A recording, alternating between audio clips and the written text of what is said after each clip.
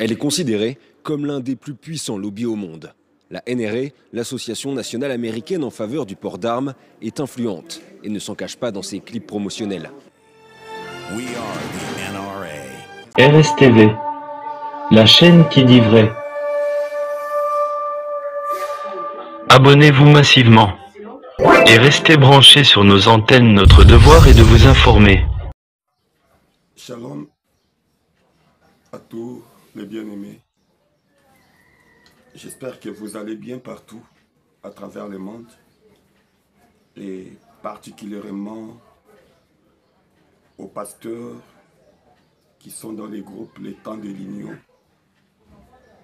les groupes qui ne parlent que du message de Frère Branham,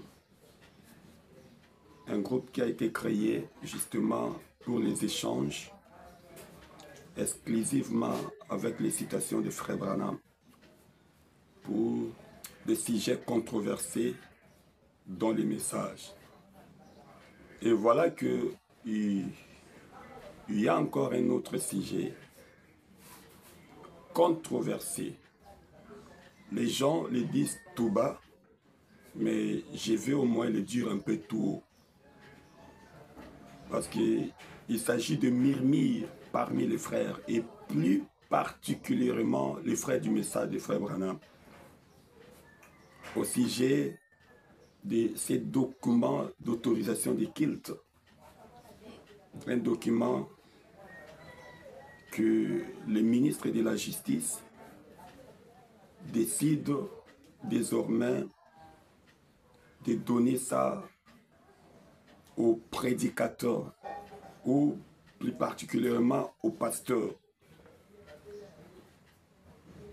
Là, c'est justement pour les identifier. Et nous comprenons que c'est après beaucoup d'habits, avec les comportements que nous déplorons dans les chefs de certains prédicateurs, certains pasteurs, voilà que cela va pousser le ministre de pouvoir un peu recadrer la façon de faire de ceux-là qui se nomment les hommes de Dieu. Et il semble comme si les frères s'inquiètent pour dire que, n'est-ce pas là le début déjà de la marque de la bête? Est-ce que ce n'est pas déjà le début de boycottage? Parce qu'il est dit que les églises ou les pasteurs qui n'auront pas pris ces documents-là, après le mois de juin, après le 30 juin, ils verront leurs églises être fermées parce qu'il y aura un contrôle qui sera effectué à travers la ville, à travers le pays. Pour toutes les églises où leurs pasteurs n'auront pas ces documents, le permis des cultes. Voilà. Mais qu'est-ce que les frères disent? Oh non, c'est un danger. C'est déjà le début de la marque de la bête. C'est déjà le début du boycottage. Qu'est-ce qui m'a poussé de réapparaître sur cette vidéo et pouvoir un peu discuter avec vous? C'est parce que dans les groupes où moi je suis administrateur, et pendant que je parle, j'espère que les révérends qui sont dans ces groupes-là sont en train de m'écouter. On a un peu essayé d'examiner vraiment ces documents que le ministre a mis sur place. Les uns ont dit, il ne faut pas prendre ça. S'il faut fermer, qu'on ferme les églises du message. Les autres ont dit non. C'est juste un contrôle, c'est juste un document comme tous les autres documents. C'est pas mauvais. Ça n'a rien à voir à l'esprit écuménisme. Et ces débats-là va nous amener jusqu'à ce qu'un des pasteurs évoquera une citation de Frère Branham. Voilà pourquoi je vais un peu parler tout autour de cela, parce que je sais bien que beaucoup de pasteurs pourront peut-être utiliser la même citation de Frère Branham. Voilà la raison qui m'a poussé de prendre ça et d'en parler pour aider les autres. Parce qu'il y a même des pasteurs qui ne prennent pas le temps d'examiner des choses dans la dimension spirituelle. Quand une situation apparaît, ils y réagissent aussitôt brutalement pour regretter plus tard. Or, nous avons l'Écriture, nous avons aussi l'Esprit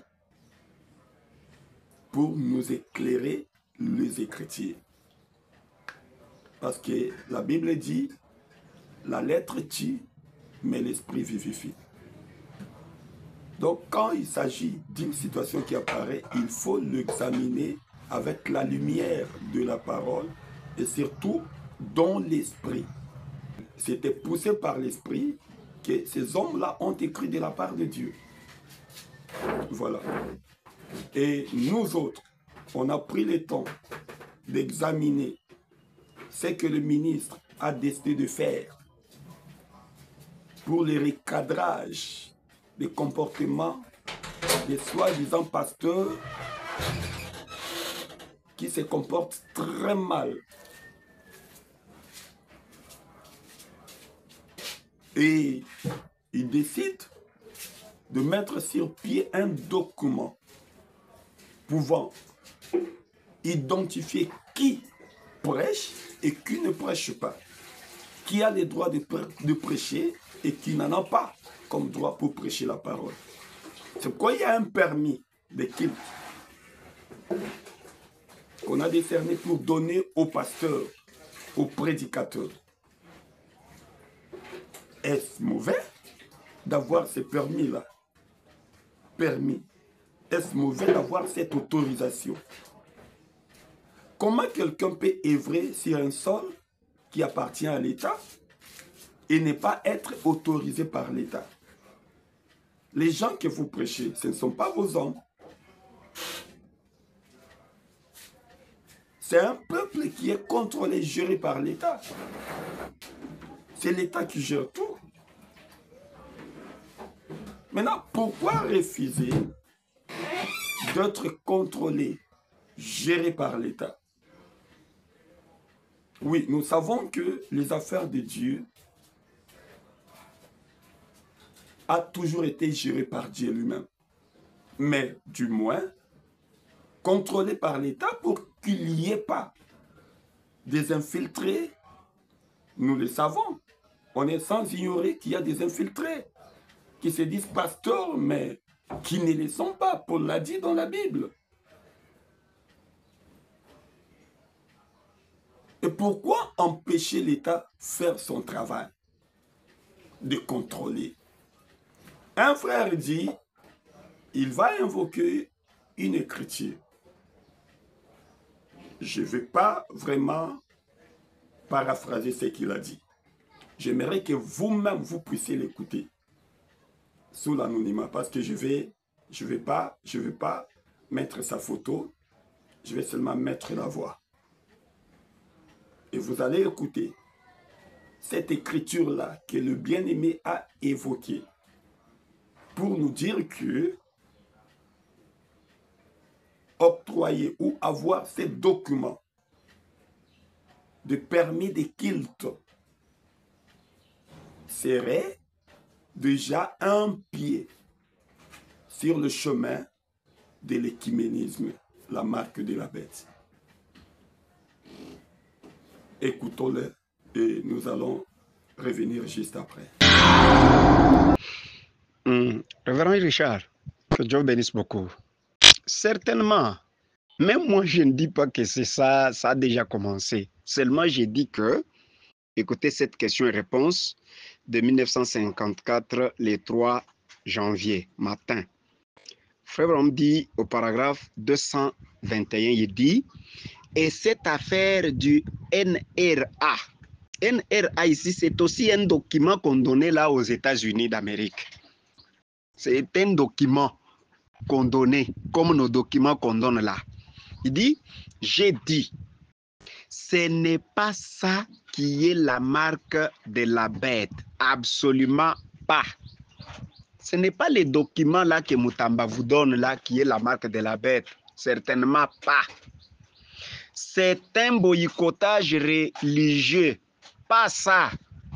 La marque de la bête, c'est le boycottage religieux. Ce n'est pas les documents que vous recevez là. Mais les documents là, ça signifie quoi? J'ai dit, ça, ce n'est qu'un signe avant-coureur pour que les gens se préparent. Sachant que ceci, ce commencement, que c'est juste là le commencement des douleurs. C'est justement là que nous entrons là-dedans. C'est justement là que les moments approchent. Mais remarquez, à ces moments-là, les documents que vous recevez là, ce n'est pas ça la marque de la bête, mais c'est ça le début du commencement. C'est ça le début. Tout celui qui reçoit ces documents-là, Branham dit que c'est ça le début, c'est ça la preuve que vous êtes là-dedans. C'est là que vous y entrez. Donc, vous vous enrôlez comme candidat de ceux qui vont aller dans la marque de la bête. Parce que lorsque la pression viendra, on réclamera ces documents-là. Est-ce que tu es en ordre? Est-ce que tu es en ordre? Est-ce que tu es en ordre? C'est ça le problème. Tout celui qui se retrouvera déjà en ordre avec ces documents-là ne sera pas inquiété.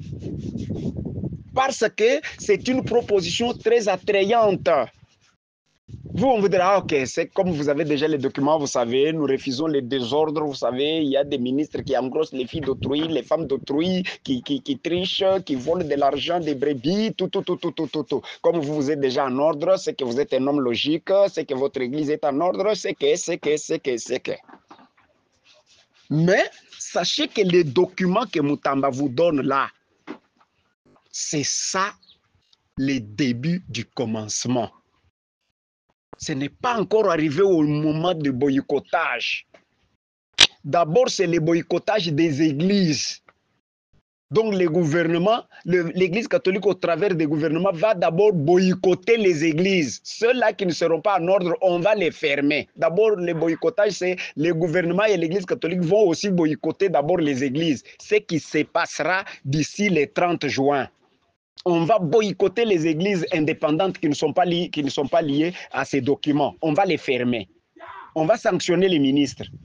C'est comme ça que le boycottage commence d'abord. D'abord, on boycotte les églises. Je vais vous donner la citation. Merci. RSTV, la chaîne qui dit vrai. Ok, je pense que vous avez suivi le bien-aimé, comment il a justement lu cette écriture où Frère Branham est en train de parler de cette association-là, la NRA. Bon, nous, parfois, quand nous lisons les messages de Frère Branham, il y a quelque chose que nous manquons de faire. Lorsque vous lisez une histoire, il faut vraiment rentrer dans ce qu'on appelle exégèse. Ça veut dire quoi? Vérifier exactement ce que tu as lu avec l'histoire pour comprendre l'idée principale de la chose.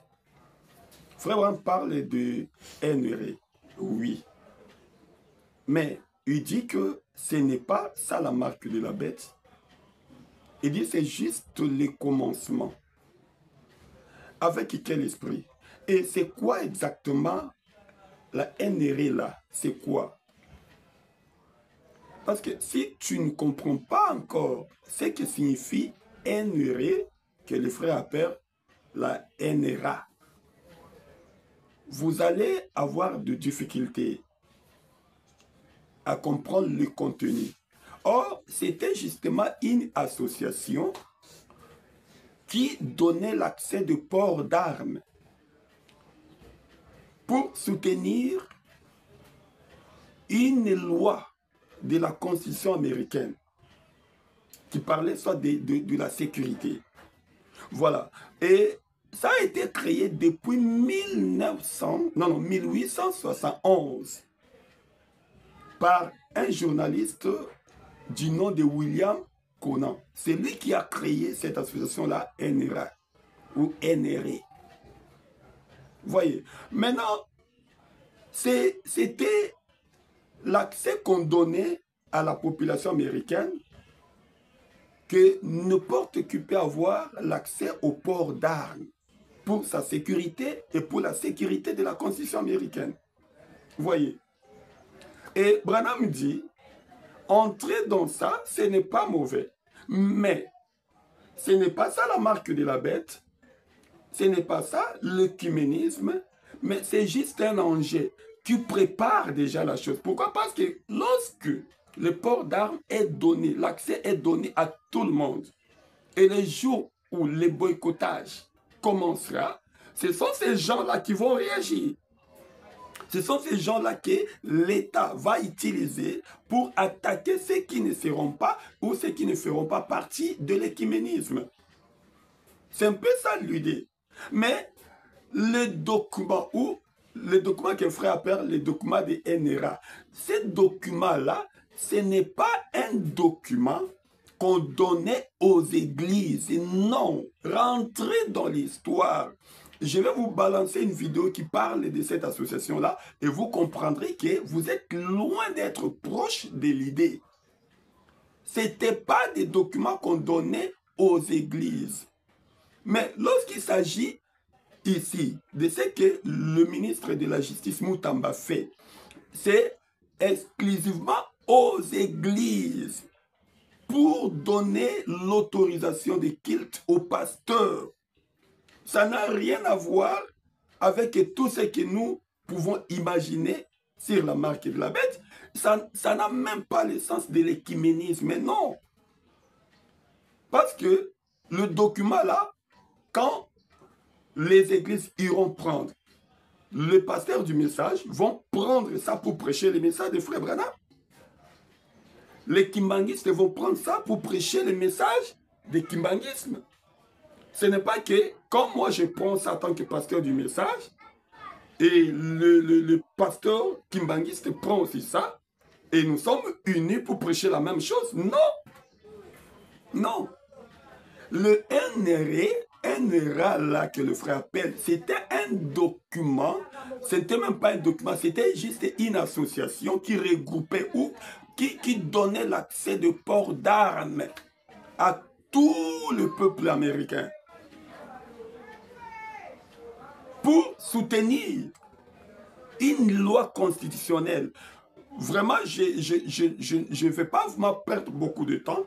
Je vous donne encore un peu le temps d'écouter. Suivez et nous allons revenir juste après pour donner nos commentaires. Suivez un peu la vidéo. Elle est considérée comme l'un des plus puissants lobbies au monde. La NRA, l'Association nationale américaine en faveur du port d'armes, est influente et ne s'en cache pas dans ses clips promotionnels. Son but, défendre le deuxième amendement de la Constitution américaine qui stipule « Une milice bien organisée étant nécessaire à la sécurité d'un État libre, le droit qu'a le peuple de détenir et de porter des armes ne sera pas transgressé. » À sa création en 1871, la NRA n'est qu'un regroupement de chasseurs et d'amateurs de tir, mais l'association prend de l'ampleur à partir des années 70. Elle investit le terrain politique et médiatique et attire des figures comme l'acteur Charlton Heston, qui en a été le président jusqu'en 2003. La NRA ne lésine pas sur les moyens en politique. Après la tuerie de Sandy Hook en 2012, l'association triple ses investissements dans les campagnes de candidats pro-armes. Record battu en 2021 avec l'équivalent de 15 millions d'euros dépensés. Fort de ses 5 millions de membres, la NRA rend aujourd'hui presque impossible le changement de législation sur le port d'armes aux États-Unis. Maintenant, chers bien-aimés, après avoir écouté l'explication de Henry, qui a été créé depuis 1871 par le journaliste William Conant, une association qui donnait l'accès de port d'armes aux gens pour soutenir une loi constitutionnelle américaine. Est-ce que cela a à voir à quoi par rapport à cette réalité que nous avons ici au Congo? La réalité d'autorisation des cultes, permis des cultes, que le ministre de la Justice veut donner pour contrôler les faux, pour identifier les faux pasteurs. Est-ce que vous... Il n'y a même pas similarité. Il n'y en a pas. Le NRE là, c'était un regroupement politique. C'était juste de la politique. Mais ici, il ne s'agit pas de la politique. Ici, il s'agit des églises, la religion. Et comme on est sur le sol congolais, l'État congolais a le droit de nous contrôler. Sinon, n'importe qui pouvait sortir et faire n'importe quoi. L'État congolais a le droit de nous contrôler, nous les pasteurs. C'est tout à fait normal. Cela n'a rien à voir avec l'histoire de la marque et de la bête. Parce que nous comprenons, frère Abraham explique ce que c'est la marque et la bête. Il dit que c'est la marque de l'apostasie. Et la marque de l'apostasie, il explique que ça c'est quoi? C'est lorsqu'on met devant des choses qui ne sont pas la parole. Vous repoussez la parole par derrière et vous mettez ce qui n'est pas la parole devant. C'est que vous refusez la parole. C'est le refus total de la parole. C'est ça l'apostasie. Mais les documents là, octroyer cela n'aura rien à voir avec ta foi. Non, ça n'a rien à voir avec ta croyance. C'est juste un document pouvant te permettre à exercer très bien et librement la fonction de la prédication sur le sol congolais. C'est tout. Voilà pourquoi, si je fais cette vidéo, c'est justement pour aider les hommes de Dieu. Ne soyez pas paniqués, ne soyez pas épouvantés. La marque de la bête, c'est une réalité. Ça va venir un jour. C'est une prophétie qui aura sa place. Mais le moment n'est pas encore arrivé pour que nous puissions priver les enfants de Dieu d'écouter la parole de Dieu. Parce qu'il suffit de refuser d'avoir ça, on va fermer ton église, pasteur. Et il ne faut pas dire que bon, c'est le boycottage, hein. Moi je suis du côté de la parole. Non, ce n'est pas le boycottage. Tu n'es pas en ordre. On t'a fermé parce que tu n'es pas en ordre. Ce n'est pas le boycottage. Est-ce que le ministre Moutamba t'a dit d'aller intégrer l'église catholique ou commencer à partager avec l'église catholique la même parole? Non. Il te contrôle en tant que pasteur qui œuvre sur le sol congolais. Point barre. C'est comme ça qu'on devrait comprendre la chose. Voilà pourquoi j'en appelle à la conscience de tous les pasteurs du message de Frère Branham. Ne refusez pas. Allez prendre ces documents-là. Si vous appartenez à une plateforme, comme nous avons les ASMETEF, qui est notre plateforme, nous, c'est du message de Frère Branham. Je ne sais pas si c'est déjà divisé en 2 ou 3, 4. Mais si vous êtes déjà, vous faites déjà membre d'une telle plateforme, allez vous inscrire et on va vous donner ces documents-là. Vous allez être informé de tout lorsque vous y arriverez. Mais il ne faut pas examiner les choses charnellement. Examinez parfois les choses à la dimension spirituelle. Si c'est votre première fois de nous suivre, abonnez-vous, likez, partagez. Pourquoi ne pas donner de bons commentaires pour aider les autres? Nous allons nous retrouver encore dans nos prochaines émissions, dans nos prochains numéros. Que Dieu vous bénisse. Bye.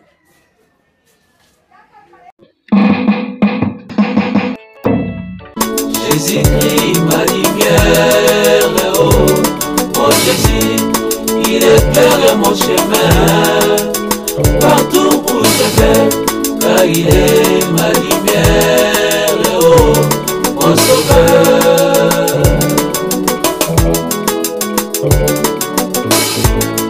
Jésus-Christ, ma lumière, oh, mon Jésus, il éclaire mon chemin, partout où je vais, car il est ma lumière, oh, mon sauveur.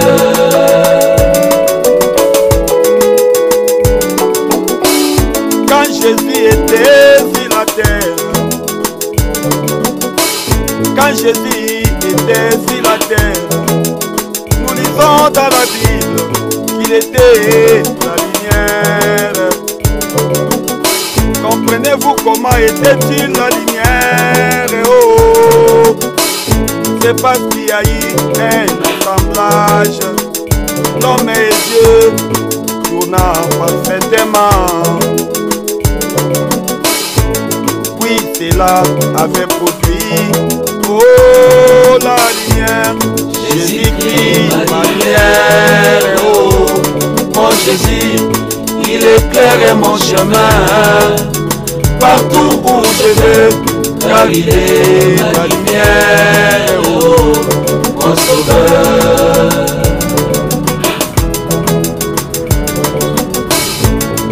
Jésus-Christ, ma lumière, oh, mon Jésus, il éclaire mon chemin, partout où je vais, car il est ma lumière, oh, mon sauveur. Qui ne pile sans torche ne donne pas la lumière. Qui ne torche sans pile ne peut pas produire la lumière. Voulez-vous voir une lumière? Oh, mettez la pile dans la torche et vous verrez la lumière. Jésus-Christ, ma lumière, oh, mon Jésus, il éclaire mon chemin,